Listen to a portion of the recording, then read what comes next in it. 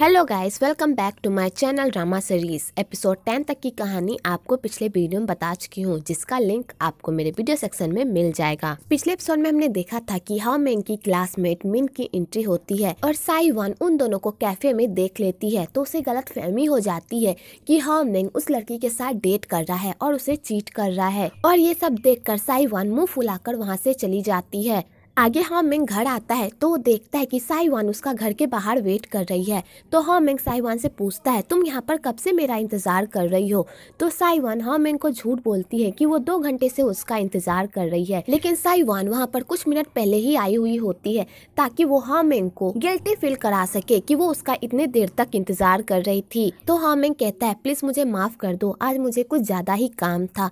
तो psi one कहती है, कोई बात नहीं, अब मैं घर जा रही हूँ। तो हाओ मेंग कहता है, मैं तुम्हें घर छोड़ देता हूँ। तो साई वन कहती है, तुम अभी थके हारे आए हो और मुझे घर छोड़ोगे तो तुम और थक जाओगे ना, तुम जाओ आराम करो, मैं घर चली जाऊंगी।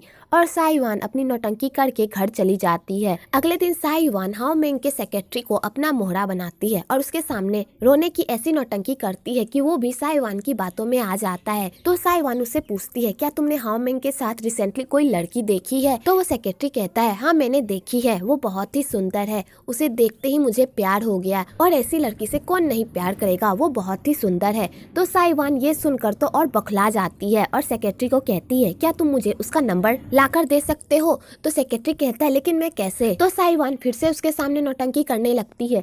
तो बेचारा सेक्रेटरी साई वन की बातों में आ जाता है और कहता है, आप टेंशन मत लीजिए, मैं आपको उसका नंबर दे दूंगा। अगले दिन साई वन हाओ मेंग से मिलती है तो हाओ मेंग साई वन के साथ उस केस के बारे में डिस्कस करता है। तो साई वन को ये सब बहुत ही बोरिंग लगता है और वो केस पर ज्यादा ध्यान नहीं देती।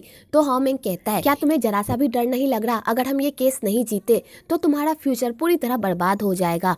तो साई वन कहती है, जब तक तुम मेरे साथ हो मुझे चिंता करने की कोई जरूरत नहीं है और मुझे पता है कि तुम मुझे इस मामले से निकाल ही लोगे। तो हाओ मेंग ये सुनकर खुश हो जाता है कि तभी साई वन को सेक्रेटरी का कॉल आता है और वो सेक्रेटरी साई वन को उसका नंबर दे देता है। आगे साई वन मिन से मिलने जाती है और उसे डायरेक्टली कह देती है, मेरे बॉयफ्रेंड पर डोरे डालने की कोशिश मत करो, वो सिर्फ मेरा है, इसलिए मेरे बॉयफ्रेंड से दूर रहो। तो मिन ये सुनकर शॉक्ड हो जाती है और कहती है, जब मैं कॉलेज में पढ़ती थी तब मैं हाओ मेंग को पसंद जरूर करती थी, लेकिन अब मैं नहीं करती और मैं तुम्हें कैसे भरोसा दिलाऊं कि मेरे और हाओ मेंग के बीच में कुछ भी नहीं है।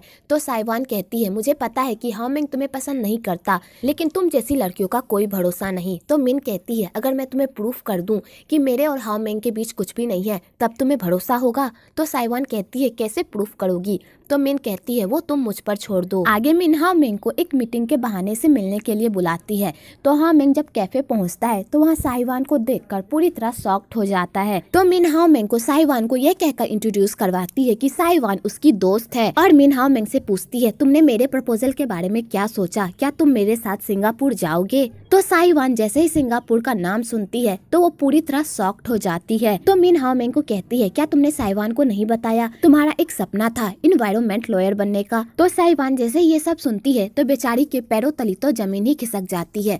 पर साई वन मिन के सामने ऐसा नाटक करती है कि हाओ मेंग ने उसे सारी बातें बताई है और वो लोग इस बारे में सोचकर बताएंगे। तो मिन कहती है, साई वन तुम टेंशन मत लो, मैं तुम्हारे बॉयफ्रेंड को तुमसे चुरा कर नहीं ले जा रही, हम लोग वहाँ पर सिर्फ एक साथ काम करेंगे और इस प्रोजेक्ट से हाओ मेंग का फ्यूचर सिक्योर हो जाएगा और हाओ मेंग भी हमेशा से ऐसे ही प्रोजेक्ट करना चाहता था। तो साई वन कहती है, मुझे इससे कोई प्रॉब्लम नहीं है, मैं जानती हूँ कि मेरा बॉयफ्रेंड सिर्फ मेरा है, इसलिए हमें इस डिसीजन को लेने के लिए थोड़ा सा टाइम चाहिए। तो हाओ मेंग भी कहता है, हाँ हमें थोड़ा सा टाइम चाहिए। तो मिन कहती है, फिर ठीक है, सोच कर मुझे बता देना। और ये कहकर मिन वहाँ से चली जाती है। इधर हाओ मेंग की मॉम और साई वन के पापा उसी कैफे में आते हैं कि तभी साई वन के पापा हाओ मेंग और साई वन को देख लेते हैं तो वो पूरी तरह डर जाते हैं और हाओ मेंग की मॉम को कहते हैं, मैं तुमसे कल मिलूंगा, अभी मुझे कोई काम है। और ये कहकर साई वन के पापा वहाँ से चले जाते हैं। तो हाओ मेंग की मॉम को समझ में नहीं आता आखिरकार उसे हुआ क्या। अभी तो वो उसके साथ मिलने के लिए तैयार था, लेकिन दूसरे ही पल उसने मना कर दिया। कि तभी हाओ मेंग की मॉम की नजर हाओ मेंग और साई वन पर पड़ती है। तो हाओ मेंग की मॉम उन दोनों के पास जाती है और साई वन को खूब खड़ी खोटी सुनाती है और कहती है, तुम मेरे बेटे से ब्रेकअप कर लो, क्योंकि मैं तुम्हें कभी भी अपनी बहू एक्सेप्ट नहीं करूंगी। तो हाओ मेंग अपनी मॉम को कहता है, मैं इससे कभी भी ब्रेकअप नहीं करूंगा। और हाओ मेंग अपनी माँ से साई वन के लिए लड़ने लगता है। तो साई वन को ये सब पसंद नहीं आता और वो कहती है, अपनी माँ से मत लड़ो और ये कहकर साइवान वहाँ से चली जाती है। तो हा मेंग भी साइवान के पीछे जाने लगता है। तो हा मेंग की मॉम कहती है तुम्हें उससे ब्रेकअप करना होगा। तो हा मेंग कहता है मॉम चाहे आप जो भी कर ले, मैं साइवान का साथ नहीं छोड़ूंगा और लोग मेरे बारे में क्या सोचते हैं मुझे उसकी कोई परवाह नहीं और ना ही मुझे आपकी परवाह है। और ये कहकर हा मेंग वहाँ से चला जाता है। आगे साइवान रोते रोते जा रही होती है। तो हा मेंग साइवान को रोकता है और कहता है मुझे तुमसे कुछ बात करनी है। तो साइवान कहती है अब बात करने के लिए बचा ही क्या है, तुमने मुझसे इतनी बड़ी बात छुपाई। तुम्हें पता है तुम्हारी माँ और बहन मुझसे नफरत करती है, पता नहीं मुझे क्या क्या कहती है, लेकिन फिर भी मैं उन्हें बर्दाश्त करती हूँ सिर्फ तुम्हारे लिए। मुझे पता है हम दोनों परफेक्ट नहीं है और मुझ में बहुत सारी खामियां भी है, लेकिन मैं उन खामियों को सुधारने की कोशिश करती हूँ सिर्फ तुम्हारे लिए। लेकिन तुम मुझसे इस तरह बातें छुपाते हो तो इसका मतलब तुम मुझ पर भरोसा नहीं करते है ना। और साइवान हा मेंग को खूब सुनाती है। तो बेचारा हा मेंग साइवान की बातों को सुनकर सैड होता है और वो सोचता है उसने साइवान को किस तरह दुख पहुँचाया है। पर हा मेंग के मुँह से एक भी बोली नहीं फूटती और ना ही वो साइवान को सॉरी कहता है। आगे हा मेंग साइवान को घर छोड़ता है, लेकिन फिर भी वो उसे सॉरी नहीं कहता और वहाँ से चला जाता है। अगले दिन सेंगनान हा मेंग से मिलने आती है और सेंगनान हा मेंग को समझाने की पूरी कोशिश करती है कि साइवान उसके लिए ठीक नहीं है, तुम दोनों एक दूसरे के लिए नहीं बने हो, साइवान तुम्हारे लायक नहीं है, प्लीज उसे छोड़ दो, तुम चाहे कितनी भी कोशिश कर लो साइवान तुम्हें कभी भी खुश नहीं रख पाएगी। तो हा मेंग ये सुनकर हंसने लगता है और सेंगनान को कहता है तुम्हें पता है तुम अभी किस तरह बात कर रही हो, बिल्कुल मेरी तरह। जब मैं अपने क्लाइंट को डाइवोर्स लेने के लिए मनाता हूँ ना, तब मैं भी अपने क्लाइंट को सेम इसी तरह की बातें कहता हूँ ताकि वो मेरी बातें सुनकर डाइवोर्स ले ले। तो सेंगनान तुम्हारा थैंक्स, तुम्हारी वजह से मुझे पता चला कि साइवान मेरे लिए एक परफेक्ट लड़की है। मुझे पता है कि हम दोनों में बहुत सारे डिफरेंसेस हैं, तो क्या हुआ, इस दुनिया में कोई भी परफेक्ट नहीं है। इसका मतलब ये नहीं कि वो दोनों एक दूसरे के लिए नहीं बने। अगर मैं साइवान को छोड़ भी देता हूँ तो मुझे पता है कि मेरी जिंदगी आसान हो जाएगी, लेकिन बिना साइवान के मेरी जिंदगी जहन्नुम बन जाएगी, इसलिए मैं साइवान को कभी नहीं छोड़ूंगा। और ये कहकर हा मेंग वहाँ से चला जाता है। आगे हा मेंग साइवान के घर जाता है और उसे मिलने के लिए बुलाता है। आगे हा मेंग साइवान को कहता है मैं बस तुम्हारे साथ रहना चाहता हूँ, मैं सिंगापुर नहीं जाऊंगा और मुझे उन सब के लिए माफ कर दो कि मैंने तुम्हें इतना दुख दिया। तो साइवान कहती है तुम ऐसा नहीं कर सकते, तुम मेरे लिए अपने फ्यूचर को बर्बाद नहीं कर सकते और मैं नहीं चाहती कि तुम्हें इस फैसले का कोई पछतावा हो, इसलिए तुम सिंगापुर जाओ और अपने सपने को पूरा करो और मेरी टेंशन मत लो, मैं भी तुम्हारे साथ सिंगापुर जाऊंगी। और तुम मेरी जॉब की टेंशन मत लो, सिंगापुर में एक बॉस है जिसे मैं जानती हूँ, मैं उसे कहकर अपना ट्रांसफर वहाँ पर करवा लूंगी, क्योंकि मैं तुमसे एक पल के लिए भी दूर नहीं रहना चाहती। तो हा मेंग ये सुनकर खुश हो जाता है और फाइनली इन दोनों का फिर से पैचअप हो जाता है। आगे हा मेंग साइवान के केस को क्लोज करने जाता है तो वो केस बहुत ही आसानी से क्लोज हो जाता है।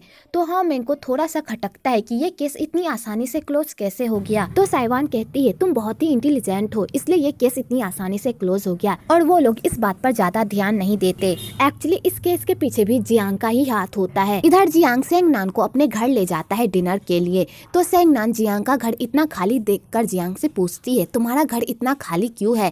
तो जियांग कहता है इस घर में मैं अपनी माँ के साथ रहता था और जब मैं कॉलेज में था तब मेरी माँ की मौत हो गई थी और मेरी माँ की मौत होने के बाद मैंने वो सारा सामान बाहर जाकर फेंक दिया और मेरी माँ की मौत के बाद मुझे पता चला कि मेरे एक डैड हैं जो बहुत ही अमीर हैं। तो मैं अपने डैड से मिलने गया पर मेरे डैड ने मुझे इतनी जल्दी एक्सेप्ट नहीं किया। उन्होंने मेरा टेस्ट लिया कि मैं उनके बेटे होने के काबिल हूँ भी या नहीं और मुझे इन सबको साबित करने के लिए बहुत सारे दुख झेलने पड़े। मेरे सौतेले भाई और मेरी सौतेली माँ ने मुझे तंग करने का एक मौका भी नहीं छोड़ा, लेकिन मैंने फिर भी हिम्मत नहीं हारी और मैंने उनका डटकर सामना किया।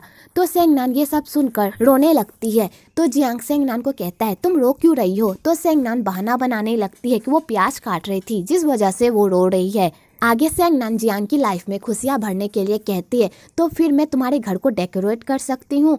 तो जियांग कहता है हाँ तुम कर सकती हो। तो सेंगनान कहती है तुम्हें एक टीवी खरीद लेना चाहिए जिससे तुम्हारा टाइम पास हो सके। तो जियांग कहता है तुम जो चाहे वो कर सकती हो, तुम इन सब के लिए फ्री हो। तो सेंगनान ये सुनकर खुश हो जाती है। आगे वो लोग साथ में डिनर करते हैं और साथ में क्वालिटी टाइम भी स्पेंड करते हैं। आगे सारे लोग मीटिंग में बैठे हुए होते हैं तो साइवान सबको एक प्रोजेक्ट के बारे में बताती है जिससे कंपनी को बहुत फायदा होगा और वो उस प्रोजेक्ट में ब्राइट थीम रखना चाहती है। तो बॉस को साइवान का प्रोजेक्ट बहुत ही अच्छा लगता है। तो सेंगनान कहती है लेकिन मुझे तुम्हारे इस प्रोजेक्ट में एक ऑब्जेक्शन है, अगर तुम इस प्रोजेक्ट में ब्राइडल थीम रखोगी तो हमें इस प्रोजेक्ट के लिए एक मॉडल रखना पड़ेगा और मॉडल रखने के लिए हमारे कंपनी कंपनी के पास बजट नहीं है। तो बॉस भी कहती है सेंगनान की बात में पॉइंट है, हमारी कंपनी के पास इतना बजट नहीं है कि हम मॉडल हायर कर सके।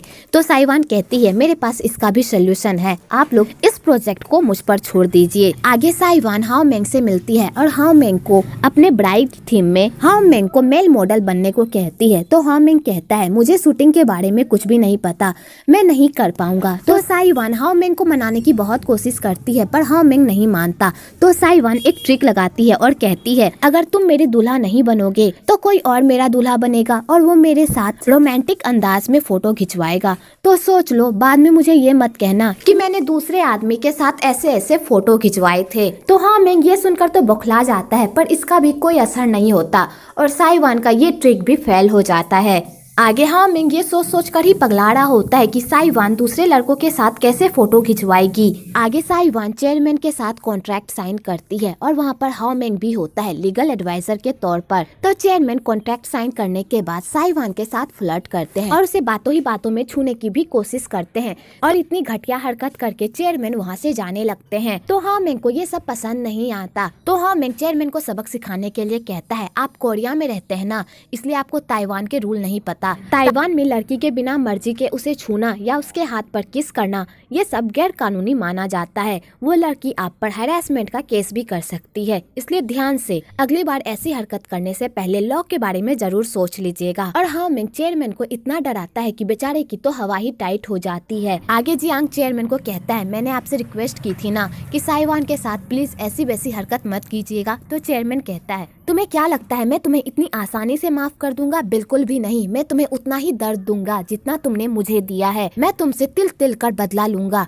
और तुम जिस लड़की से प्यार करते हो मैं उस लड़की को हासिल करके रहूंगा, समझे? और ये कहकर चेयरमैन वहाँ से चला जाता है। तो जियांग चेयरमैन की बेवकूफी पर हंसता है क्योंकि वो तो साइवान से प्यार ही नहीं करता और वो चेयरमैन साइवान के साथ कुछ भी करे उसे उससे कोई फर्क नहीं पड़ता। पर ये बात चेयरमैन को तो पता ही नहीं होती। लेकिन जियांग एक नंबर का कमीना होता है, वो अपने मतलब के लिए साइवान को यूज करता है। आगे वो लोग मीडिया के सामने कॉन्ट्रैक्ट साइन करते हैं और इस खुशी में वहाँ पर एक पार्टी भी होती है। तो जियांग चेयरमैन और साइवान दोनों को ड्रिंक देता है। तो साइवान जैसे ड्रिंक लेने लगती है तो एक्सीडेंटली वो ड्रिंक उसके कपड़े पर ही गिर जाता है। तो जियांग अपनी सेक्रेटरी के साथ साइवान को रूम भेजता है कपड़े चेंज करने के लिए। आगे साइवान वहाँ पर चेंज कर रही होती है कि तभी वहाँ पर चेयरमैन आ जाते हैं और साइवान के साथ बदतमीजी करने लगते हैं। तो चेयरमैन साइवान को कहते हैं ज्यादा नाटक मत करो, मुझे भी पता है कि तुम भी मेरे करीब आना चाहती हो। जियांग तुम्हें जितना दे रहा है मैं उससे तुम्हें 100 गुना दूंगा, इसलिए मेरे साथ कोऑपरेट करो। तो साइवान चेयरमैन के मुंह पर ड्रिंक फेंक देती है। तो चेयरमैन को बहुत गुस्सा आता है और वो साइवान को खींचकर थप्पड़ मारते हैं और उसके साथ बदतमीजी करने लगते हैं कि तभी वहाँ पर जियांग आ जाता है और हीरो जैसी एक्टिंग करने लगता है। तो साइवान वहाँ से चली जाती है। तो चेयरमैन जियांग को कहता है तुम्हें क्या लगता है तुमने आज साइवान को बचा लिया तो तुम हमेशा उसे बचाते रहोगे? ऐसा नहीं होगा, आज ना कल वो लड़की मेरी होकर ही रहेगी। तो जियांग कहता है तुम्हें क्या लगता है कि सारी चीजें तुम्हारे ही हिसाब से चल रही है? तुमने बस एक ही ड्रिंक की थी और तुम्हें एक ही ड्रिंक में नशा हो गया, क्या तुमने इस बारे में सोचा? बिल्कुल भी नहीं, मैंने तुम्हारे ड्रिंक में नशे की दवाई मिला दी थी। तुम्हें क्या लगता है कि तुम साइवान को छुओगे और मुझे दर्द होगा? बिल्कुल भी नहीं, मेरे शकल पर देखो, क्या तुम्हें दर्द दिखाई दे रहा है? अब तुम मेरी जाल में फंस चुके हो और अब तुम्हें मेरे चंगुल से कोई भी बाहर नहीं निकाल सकता। तो बेचारा चेयरमैन जैसे ये सब सुनता है तो बेचारे शॉक्ड के मारे ही बेहोश हो जाता है और जियांग उस रूम से उस कैमरे को निकालता है जिसमें चेयरमैन की सारी हरकतें रिकॉर्ड हुई होती है। इधर साइवान खुद को संभालते हुए जा रही होती है कि तभी उधर से सेंगनान आती है और साइवान की ऐसी हालत देखकर साइवान से पूछती है तुम्हारे साथ ऐसा किसने किया? तो साइवान कुछ भी नहीं बताती कि तभी उधर से जियांग आता है और साइवान को कहता है तुम ठीक हो ना? तो साइवान जियांग को कसकर एक थप्पड़ मारती है और वहाँ से चली जाती है। तो सेंगनान ये सब देखते ही रह जाती है। आगे साइवान टैक्सी पकड़कर घर जा रही होती है तो हाओ मेंग उसे कॉल करता है। तो साइवान हाओ मेंग का कॉल नहीं उठाती और उसे मैसेज लिखती है कि मैं अभी काम में बिजी हूँ, मैं तुम्हें बाद में कॉल करूंगी। तो हाओ मेंग ये मैसेज देखकर कहता है ठीक है। आगे जियांग साइवान को अपने घर लेकर जाता है और उसे झूठी कहानी बताता है कि साइवान खुद ही चेयरमैन के पीछे पड़ी हुई थी। क्या तुम्हें याद नहीं है कि मैंने तुम्हारा प्रोजेक्ट रिजेक्ट क्यों किया था और साइवान का प्रोजेक्ट सेलेक्ट क्यों किया था? क्योंकि चेयरमैन ने मुझे कहा था। चेयरमैन और साइवान का पहले से ही चक्कर चल रहा था और तुम साइवान की टेंशन मत मत लो, साइवान इस फील्ड में नई नहीं है, उसे पता है कि लोगों को कैसे हैंडल करना है। और जियांग सेंगनान के दिमाग में साइवान के खिलाफ बहुत सारी बातें भरता है, जिससे सेंगनान कंफ्यूज हो जाती है कि आखिरकार सच क्या है। इधर हाओ मेंग सिंगापुर जाने की पूरी प्लानिंग कर लेता है और अपने ऑफिस का सारा सामान समेटता है, तो उसका सेक्रेटरी थोड़ा इमोशनल हो जाता है। तो हाओ मेंग कहता है, तुम टेंशन मत लो, मैं तुमसे मिलने के लिए आता रहूंगा, और ये लो कुछ नोट्स, इससे तुम्हारी हेल्प हो जाएगी एग्जाम पास करने में, ठीक है। अगली सुबह ये न्यूज पूरी तरह फैल जाती है और सारे मीडिया वाले साइवान के ऑफिस में आकर हंगामा करने लगते हैं और उल्टा साइवान पर ही इल्जाम लगाने लगते हैं कि साइवान ने चेयरमैन को फंसाने की कोशिश की। और सारे मीडिया वाले साइवान से अजीब अजीब सवाल पूछने लगते हैं। तो सेंगनान साइवान का साथ देती है और उसे मीडिया से बचाने की कोशिश करती है, पर वो मीडिया वाले इतने ढीठ होते हैं कि वो साइवान का पीछा ही नहीं छोड़ते। कि तभी उधर से हाओ मेंग की एंट्री होती है। तो हाओ मेंग मीडिया वालों को कहता है, अगर तुम लोगों ने मेरे क्लाइंट का पीछा नहीं छोड़ा और उससे इतने बेहुद्दे सवाल करना नहीं छोड़ा तो मैं तुम लोगों पर केस कर दूंगा। तो वो मीडिया वाले फिर भी साइवान का पीछा नहीं छोड़ते। कि तभी उधर से बॉस की एंट्री होती है और बॉस सारे मीडिया वालों को फटकार कर वहाँ से भगा देती है। आगे सब मीटिंग में बैठे हुए होते हैं, तो बॉस कहती है, हमारे पास सबूत नहीं है कि हम ये साबित कर सके कि चेयरमैन ने साइवान के साथ बदतमीजी करने की कोशिश की थी, क्योंकि सिर्फ सेंगनान ने ही साइवान को ऐसी हालत में देखा था। तो हाओ मेंग सेंगनान से पूछता है, तुमने साइवान को कहाँ से आते हुए देखा था? तो सेंगनान बोलते टाइम हिचकिचाने लगती है। तो साइवान कहती है, सेंगनान तुम वही बोलो जो तुमने देखा था। तो सेंगनान कहती है, मैंने सिर्फ साइवान को रूम से बाहर आते हुए देखा था, इसके अलावा मैं कुछ भी नहीं जानती। तो हाओ मेंग कहता है, कोई बात नहीं, हम सबूत इकट्ठा कर लेंगे उस चेयरमैन को सबक सिखाने के लिए। तो बॉस कहती है, ये बात तो सही है, लेकिन अगर साइवान झूठी पकड़ा गई तो इससे हमारा बहुत ही नुकसान होगा। तो हाओ मेंग कहता है, आपके कहने का क्या मतलब है? तो बॉस कहने में हिचकिचाने लगती है। तो साइवान कहती है, इनके कहने का ये मतलब है, अगर मैं झूठी पकड़ा गई तो इनसे इनका बहुत ही नुकसान होगा और कंपनी के रेपुटेशन पर भी खतरा आ जाएगा। इसलिए बॉस आप टेंशन मत लीजिए, मैं आपके कंपनी से रिजाइन कर रही हूँ। अगर मैं आपके कंपनी से रिजाइन कर दूंगी तो इसका मतलब हाओ मेंग भी मेरा लीगल एडवाइजर नहीं होगा, क्योंकि जब मैं इस कंपनी में ही नहीं रहूंगी तो कंपनी मुझे लीगल एडवाइजर प्रोवाइड क्यों करेगी, है ना बॉस? तो हाओ मेंग कहता है, साइवान तुम ऐसा नहीं कर सकती, अगर तुमने केस फाइल नहीं किया तो वो चेयरमैन खुलेआम घूमेगा और सारे लोग तुम्हें ही गलत समझेंगे कि तुमने ही चेयरमैन को फंसाने की कोशिश की है। तो साइवान कहती है, मुझे इससे कोई फर्क नहीं पड़ता कि लोग मेरे बारे में क्या सोचते हैं, मैं केस फाइल नहीं करूंगी, इसलिए मैं भी चाहती हूँ कि तुम इस केस पर ज्यादा ध्यान मत दो। तो हाओ मेंग को साइवान पर बहुत गुस्सा आता है और वो गुस्से से वहाँ से चला जाता है। तो बॉस कहती है, तुम्हें रिजाइन के बारे में सोचना चाहिए, तुम्हें इतनी जल्दी रिजाइन नहीं करना चाहिए, अगर तुम्हें रेस्ट करना है तो मैं तुम्हें छुट्टी दे देती हूँ, पर तुम रिजाइन मत करो। तुम्हें पता है ना तुम्हें कितने सारे प्रोजेक्ट करना है और सारी कंपनी तुम्हारे साथ ही प्रोजेक्ट करना चाहती है, तुम इस तरह कंपनी छोड़कर नहीं जा सकती और तुम इस कंपनी की मैनेजर हो और तुम पर इतनी सारी जिम्मेदारियां हैं, तुम इस तरह नहीं जा सकती। तो साइवान कहती है, मैंने जिस प्रोजेक्ट की जिम्मेदारी ली है मैं उसे पूरा कर दूंगी, और रही बाकी प्रोजेक्ट्स और मैनेजर की पोस्ट आप वो सेंगनान को दे दीजिए, क्योंकि सेंगनान इस पोस्ट के लायक है, क्योंकि सेंगनान मैनेजर बनने के लायक है। तो सेंगनान ये सुनकर शॉक्ड हो जाती है। तो उसकी बॉस ये सुनकर हैरान होती है और वहाँ से चली जाती है। तो साइवान भी वहाँ से जाने लगती है। तो सेंगनान कहती है, क्या तुम इतनी जल्दी गिव अप कर दोगी? अगर तुम इसके खिलाफ नहीं लड़ोगी तो सारे लोग तुम्हें ही गलत समझेंगे, क्या तुम ऐसा चाहती हो? तो साइवान कहती है, अगर मैं तुमसे कहूँ कि इस प्लान के पीछे जियांग का हाथ था, क्या तुम मेरी इस बात पर भरोसा करोगी? नहीं ना, क्योंकि तुम उससे प्यार करती हो और उसके खिलाफ कुछ भी नहीं सुन सकती, है ना? और रही लोगों की बात, मुझे उसकी कोई परवाह नहीं कि लोग मेरे बारे में क्या सोचते हैं क्या नहीं। पहले भी लोग मेरे बारे में बातें बनाते थे और मुझे उनसे कोई फर्क नहीं पड़ता था, उसी तरह अब भी मुझे नहीं फर्क पड़ेगा। और ये कहकर साइवान वहाँ से चली जाती है। तो सेंगनान को समझ में नहीं आता आखिरकार झूठ कौन बोल रहा है और सच कौन बोल रहा है। दूसरी तरफ हाओ मेंग को ये पता होता है कि ये काम जियांग का है। तो हाओ मेंग गुस्से से जियांग के पास जाता है और कहता है, मुझे पता है कि ये काम तुम्हारा है, तुम याद रखना, अगर तुमने साइवान को फिर से दुख पहुँचाने की कोशिश की तो मैं तुम्हें नहीं छोड़ूंगा और मैं किसी भी कीमत पर तुम्हारी सच्चाई बाहर ला कर रहूंगा। तो जियांग कहता है, होल्ड ऑन भाई, तुम्हें पता है साइवान को सिर्फ मैं ही बेकसूर साबित कर सकता हूँ, इसलिए अपने बिहेवियर पर ध्यान दो, क्योंकि तुम्हें पता ही है साइवान का पास्ट कैसा था और लोग साइवान के पास्ट को ही देखकर उसके प्रेजेंट को जज करेंगे और तुम चाहे कितनी भी कोशिश कर लो तुम साइवान को निर्दोष साबित नहीं कर पाओगे। तो हाओ मेंग को जियांग पर बहुत गुस्सा आता है। तो जियांग कहता है, तुम मुझे पूरी पब्लिक के सामने नहीं मार सकते, अगर तुमने ऐसा किया तो मैं तुम्हारी लॉयर की लाइसेंस भी छिनवा सकता हूँ। तो हाओ मेंग चोरी छुपे जियांग को कसकर एक घूसा मारता है और कहता है, मैं एक लॉयर हूँ और मुझे पता है कि सबूत को कैसे हाइड किया जाता है, इसलिए मैं तुम्हें वार्निंग दे रहा हूँ। अगर तुमने साइवान के साथ कुछ भी गलत किया तो मैं तुम्हें नहीं छोड़ूंगा। और ये कहकर हाओ मेंग वहाँ से चला जाता है। वेल जियांग एक कुत्ते की दुम होता है जिसे आप बार बार सीधा कर लो पर वो टेढ़ा ही रहता है, और जियांग सेम इसी कैटेगरी में फिट भी होता है। आगे सारे लोग साइवान को ही गलत समझने लगते हैं और मीडिया वाले तो साइवान के घर पर जाकर उससे क्वेश्चन पूछने लगते हैं। तो साइवान मीडिया वालों से परेशान हो जाती है, लेकिन साइवान की फैमिली साइवान को बहुत सपोर्ट करती है। इधर हाओ मेंग जब ऑफिस आता है तो हाओ मेंग की मॉम हाओ मेंग का इंतजार कर रही होती है। तो हाओ मेंग अपनी मॉम को कहता है आप यहाँ पर क्या कर रही हैं? तो हाओ मेंग की मॉम हाओ मेंग को कहती है मैंने तुम्हें कहा था ना कि ये लड़की ठीक नहीं है, देखो आज तो ये टीवी पर भी आ गई और पूरी दुनिया को पता चल गया कि ये लड़की कैरेक्टर लेस है, लेकिन फिर भी तुम्हारे आंखों पर पट्टी बंधी हुई है। क्या तुम्हें नहीं दिखता कि ये लड़की तुम्हारे लिए सही नहीं है?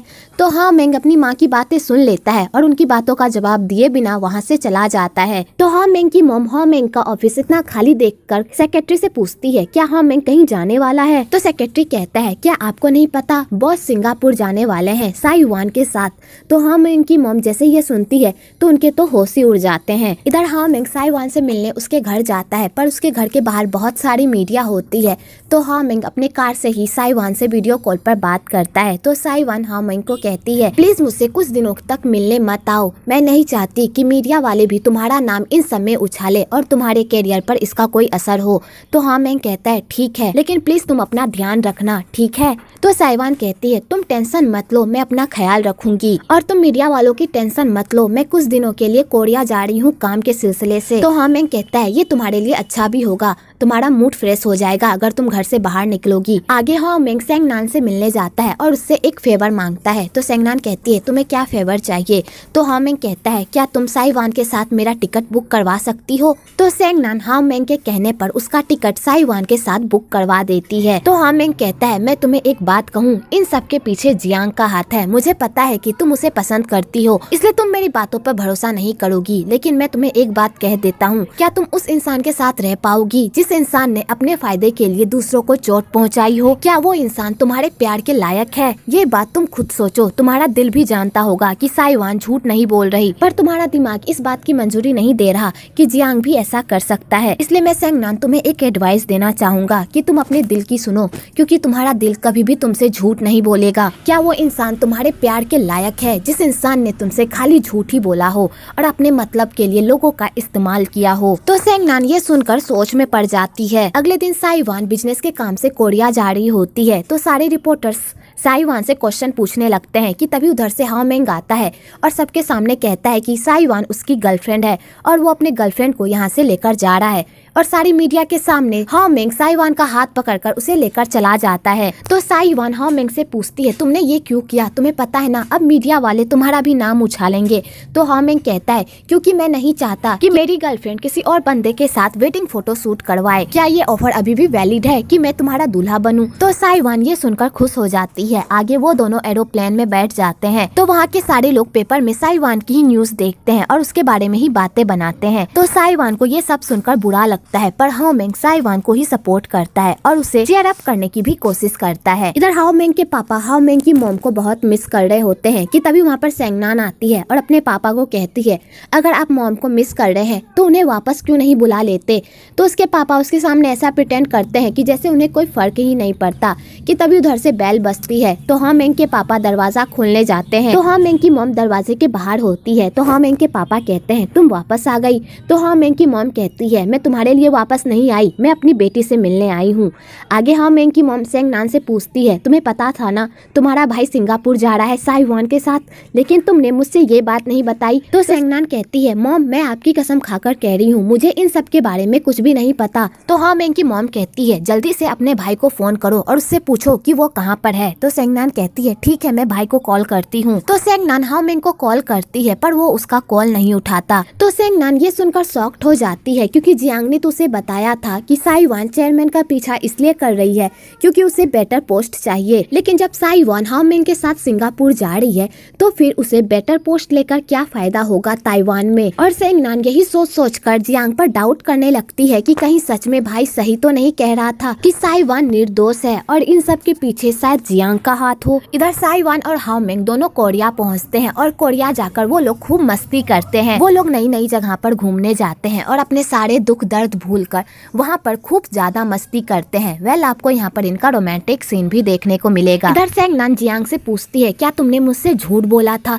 क्योंकि मुझे नहीं लगता कि साइवान इस मामले में झूठ बोलेगी, क्योंकि उसने भाई के साथ पहले ही बाहर जाने का प्लान बना लिया था। अगर वो बाहर जा रही थी तो उसे ताइवान में अच्छी पोस्ट लेकर क्या मिलता, और वो सारे फोटोग्राफ्स किसी ने साइवान को जानबूझकर फंसाने की कोशिश की है। तो जियांग कहता है हाँ मैंने तुमसे पहले झूठ बोला, अब मैं तुम्हें सच बता रहा हूँ। एक्चुअली साइवान मेरे पीछे पड़ी हुई थी, उसने जानबूझकर अपने कपड़े पर वाइन गिराई और जब मैंने अपनी सेक्रेटरी से उसे उस रूम में जाने को कहा तो उसने सेक्रेटरी द्वारा मुझे मैसेज भिजवाया कि वो मेरा इंतजार कर रही है, लेकिन वो नोट गलती से चेयरमैन को चला गया और चेयरमैन साइवान के रूम में चले गए और इसी तरह सारा कंफ्यूजन क्रिएट हुआ। तो सेंगनान ये सुनकर शॉक्ड हो जाती है और कहती है क्या सच में साइवान ने ऐसा किया है, लेकिन वो फोटोग्राफ्स। तो जियांग कहता है मेरी भाभी को मेरे भाई पर शक था कि वो बाहर जाकर लड़कियों के साथ चक्कर चलाते हैं, इसलिए मेरी भाभी ने मेरे सौतेले भाई पर एक जासूस छोड़कर रखा था और उसी जासूस ने साइवान की वो फोटो क्लिक की है। वेल जियांग फिर से सेंगनान को अपनी बातों में इस तरह घुमाता है कि सेंगनान को जियांग की बातों पर भरोसा होने लगता है और वो साइवान को फिर से गलत समझने लगती है। वेल ये जियांग एक नंबर का कमीना है, ये अपने फायदे के लिए अपने प्यार को भी यूज करने से पीछे नहीं हटता। आगे साइवान और हाओमेंग एक लव स्पॉट पर जाते हैं और वहाँ पर ताले पर अपना नाम लिखकर वहाँ पर टांग देते हैं। उसके बाद वो लोग एक और लव स्पॉट पर जाते हैं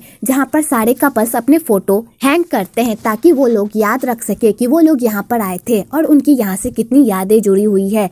तो साइवान हाओमेंग को कहती है हमें भी यहाँ पर एक फोटो हैंग करना चाहिए ताकि जब हम दोबारा कोरिया वापस आए तो यहाँ आकर अपनी यादों को ताजा कर सके, पर हमारे पास तो कैमरा ही नहीं है। तो हाओमेंग कहता है तुम 1 मिनट यहीं रुको, मैं अभी आता हूँ। और हाओमेंग साइवान को अपना कोड दे देता है और वहाँ से चला जाता है कि तभी साइवान के हाथ से हाओमेंग का फोन नीचे गिर जाता है। तो साइवान जैसे ही हाओमेंग का फोन उठाती है तो वो देखती है कि हाओमेंग को बहुत सारे लोगों ने मैसेज किया है और वो लोग हाओमेंग को कह रहे हैं कि तुम्हारी लाइफ बर्बाद हो रही है, सारे मीडिया वाले तुम्हारे ही न्यूज चला रहे हैं, तुम कहाँ हो, जल्दी घर वापस आओ। तो साइवान जैसे न्यूज का नाम सुनती है तो वो न्यूज खोलकर देखने लगती है तो उसे पता चलता है जिस प्रोजेक्ट के लिए हाओमेंग सिंगापुर जा रहा था उस प्रोजेक्ट से उसे निकाल दिया गया है। तो साइवान जैसे ये देखती है तो बेचारी शॉक्ड हो जाती है और सीधा मिन को कॉल लगाती है और उससे पूछती है तुमने हाओमेंग को अपने प्रोजेक्ट से क्यों निकाला। तो मिन साइवान को बताती है कि हमने हाओमेंग को प्रोजेक्ट से नहीं निकाला बल्कि हाओमेंग ने ही प्रोजेक्ट छोड़ दिया क्योंकि वो नहीं चाहता कि उसकी वजह से इस प्रोजेक्ट के रेपुटेशन पर कोई आँच आए। लेकिन मैं फिर भी डायरेक्टर से बात कर रही हूँ और वो हाओमेंग को फिर से वापस ले लेंगे, लेकिन उनकी एक शर्त है। तो साइवान कहती है उनकी क्या शर्त है। तो मिन कहती है अगर हाओमेंग इस न्यूज को क्लियर कर दे कि इन सब से उसका कोई लेना देना नहीं है, शायद तभी हाओमेंग को डायरेक्टर अपने प्रोजेक्ट में वापस ले ले। साइवान हाओमेंग ने तुम्हारे लिए ये सब किया है, हाओमेंग तुमसे बहुत प्यार करता है। तो साइवान ये सुनकर इमोशनल हो जाती है और वो सोचने लगती है कि हाओमेंग ने उसके लिए अपना कैरियर तक छोड़ दिया। कि तभी वहाँ पर हाओमेंग वो कैमरा लेकर आता है और कहता है चलो हम लोग भी साथ में फोटो क्लिक करते हैं और यहाँ पर हैंग करते हैं। तो साइवान कहती है तुम्हें तो फोटो लेना पसंद नहीं है। तो हाओमेंग कहता है पहले मुझे फोटो लेना पसंद नहीं था, लेकिन जब से तुम मेरे साथ हो मुझे वो सब काम करना पसंद है जो मैंने कभी भी नहीं किया और मैं तुम्हारे साथ वो सारी चीजें करना चाहता हूँ जो तुम्हें पसंद है। तो साइवान ये सुनकर खुश हो जाती है और हाओमेंग को गले लगा लेती है। आगे वो लोग अपनी फोटो क्लिक करके वहाँ पर टांग देते हैं। आगे साइवान अपने आप को हाओमेंग को सौंप देती है। वेल आपको यहाँ पर इनका जबरदस्त रोमांस देखने को मिलेगा और यहीं पर एपिसोड 12 खत्म होता है। अगर आपको ये वीडियो अच्छी लगी हो तो एक लाइक जरूर करें और मेरे चैनल को सब्सक्राइब करना तो बिल्कुल ना भूले।